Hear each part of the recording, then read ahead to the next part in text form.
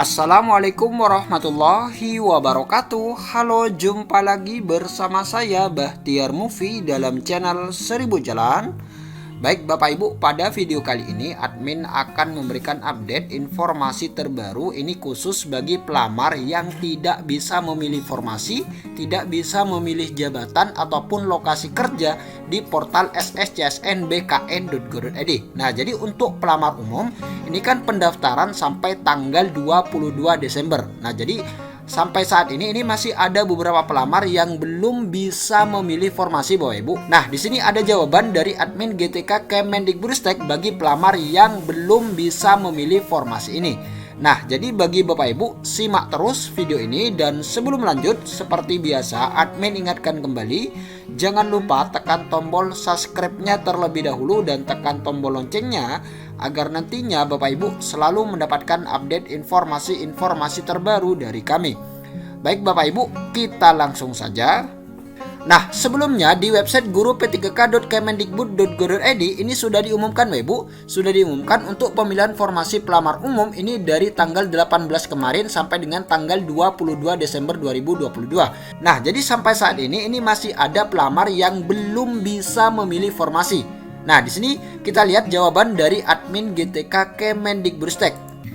Nah, di sini ada salah satu pelamar yang bertanya, Bapak Ibu, bertanya kepada admin GTK Kemendikbudristek. Kita lihat di sini, kenapa di akun SSCSN pelamar umum P3K Guru sampai saat ini belum bisa memilih formasi, jabatan, dan lokasi kerja? Apa penyebabnya? Nah, kemudian dijawab Bapak Ibu oleh admin GTK Kemendikbudristek. Selamat sore, selamat datang di layanan Kemendikbud. Mohon maaf atas ketidaknyamanannya apabila peserta tidak bisa memilih jabatan atau formasi. Hal tersebut dikarenakan, nah ini penyebabnya Bapak Ibu. Yang pertama yaitu Pemda tidak membuka formasi untuk pelamar umum, atau ketersediaan formasi sudah diisi oleh guru lain, pelamar prioritas 1, 2, dan 3. Nah, jadi ini Bapak Ibu, kemungkinan yang pertama, daerah Bapak Ibu ini tidak membuka formasi untuk pelamar umum. Jadi di daerah Bapak Ibu ini kemungkinan hanya membuka formasi untuk pelamar P1, P2, dan P3. Jadi pelamar umum ini tidak membuka formasi. Nah, jadi kemungkinan yang pertama seperti itu Bapak Ibu. Kemudian yang kedua, kemungkinan yang kedua mengapa Bapak Ibu tidak bisa memilih formasi, yaitu formasi yang linier dengan ijazah atau serdik peserta di instansi sudah tidak tersedia. Nah, jadi kemungkinan yang kedua, ini formasi yang linier dengan ijazah atau serdik ini sudah tidak tersedia Bapak Ibu. Jadi makanya Bapak Ibu ini tidak bisa memilih formasi di portal sscsnbkn.go.id. Nah, jadi seperti itu Bapak Ibu penyebab mengapa Bapak Ibu tidak dapat memilih formasi di portal sscsnbkn.go.id. Nah, kemudian ini solusi dari admin GTK Kemendikbudristek Bapak Ibu. Kami sarankan silahkan mengikuti seleksi P3K Guru di tahun berikutnya. Nah, jadi untuk tahun depan, tahun 2023 ini akan ada seleksi P3K Guru lagi Bapak Ibu. Jadi Bapak Ibu disarankan untuk mengikuti seleksi P3K Guru di tahun 2023. Jadi seperti itu jawaban dari admin GTK Kemendikbudristek. Nah, ini dia Bapak Ibu paparan dari Kemendikbud terkait kebutuhan guru dan tenaga kependidikan di tahun 2023. Nah, jadi Bapak Ibu yang tidak bisa memilih formasi di tahun 2022 ini, Bapak Ibu jangan berkecil hati karena di tahun 2023 ini kemungkinan akan ada formasi untuk P3K Guru dan tenaga kependidikan. Nah, kita lihat di sini Bapak Ibu paparan dari Kemendikbud. Sejak tahun 2021, pemerintah pusat telah membuka kesempatan bagi pemerintah daerah untuk mengajukan formasi guru P3K hingga 1,1 juta guru. Namun, pemerintah daerah mengajukan formasi guru P3K kurang dari 50%. Nah, jadi ini pemerintah daerah mengajukan formasi guru P3K ini kurang dari 50% Bapak Ibu kebutuhan guru setiap tahunnya. Nah, kita lihat untuk yang tahun 2021 dari kebutuhan 1,1 juta, Pemda hanya mengajukan 506.000 formasi. Nah, jadi ini kurang dari 50% Bapak Ibu untuk tahun 2021. Kemudian untuk di tahun 2022 ini dari kebutuhan sebesar 781.000 guru, Pemda hanya mengajukan 319.000 formasi. Nah, jadi kurang dari 50% Bapak Ibu, baik itu tahun 2021 maupun tahun 2022. Kemudian ini adalah daftar daerah Bapak Ibu. Terdapat 60 pemerintah daerah yang telah mengajukan formasi guru P3K memenuhi 100% Bapak Ibu kebutuhan guru di wilayahnya masing-masing. Nah, jadi pemerintah daerah ini kami berikan apresiasi sebesar-besarnya, dan selanjutnya kami persilakan mengajukan kebutuhan tenaga kependidikan. Nah, jadi ini dia daftar daerah yang telah mengajukan formasi memenuhi 100% kebutuhan guru di daerah tersebut.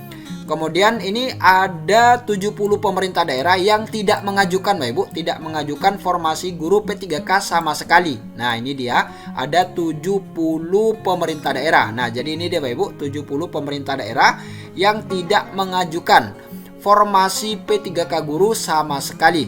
Nah, jadi kepada pemerintah daerah ini kami dorong untuk lebih berpihak kepada guru. Nah, kemudian di tahun 2022 ini ada 3 kebijakan ataupun ada 3 terobosan dari Kemendikbud Bapak Ibu. Kita lihat di sini.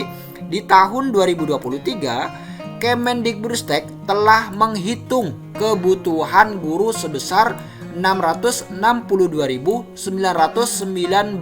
guru P3K. Nah, ini perhitungan dari Kemendikbudristek. Jadi guru ini kebutuhannya 662.919 guru. Kami mendorong pemerintah daerah untuk mengajukan formasi guru sebesar 100% kebutuhan. Nah, jadi Kemendikbud ini mendorong pemerintah daerah agar mengajukan formasi guru sebesar 100% kebutuhan. Anggaran gaji dan tunjangan melekat guru P3K telah menjadi bagian dari transfer daerah. Nah, ini dia Bapak Ibu, ini 3 kebijakan dari Kemendikbudristek di P3K tahun 2023. Kita lihat yang pertama. Jika pemerintah daerah tidak mengajukan formasi sesuai kebutuhan, maka pemerintah pusat akan melengkapi jumlah formasi guru P3K. Nah, ini kebijakan yang pertama. Jika instansi daerah ini tidak mengajukan formasi sesuai kebutuhan, maka Kemendikbudristek ataupun pemerintah pusat yang akan melengkapi jumlah formasi guru P3K tersebut. Nah, ini kebijakan yang pertama. Kemudian kebijakan yang kedua yaitu Undang-Undang APBN dan Peraturan Menteri Keuangan mengatur bahwa anggaran gaji dan tunjangan melekat bagi P3K tidak bisa digunakan untuk hal lain. Nah, ini dia Bapak Ibu kebijakan yang kedua.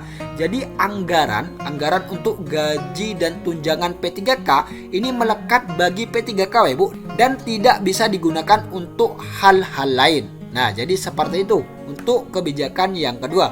Kemudian kebijakan berikutnya yang ketiga adalah DAU, dana alokasi umum untuk gaji P3K ditransfer setelah pemerintah daerah melakukan pengangkatan sesuai jumlah P3K yang diangkat. Nah, ini dia kebijakan yang ketiga. Jadi DAU untuk gaji P3K ini nantinya akan ditransfer setelah pemerintah daerah ini melakukan pengangkatan Bapak Ibu sesuai dengan jumlah P3K yang diangkat. Nah, jadi seperti itu kebijakan dari Kemendikbudristek di P3K tahun 2023.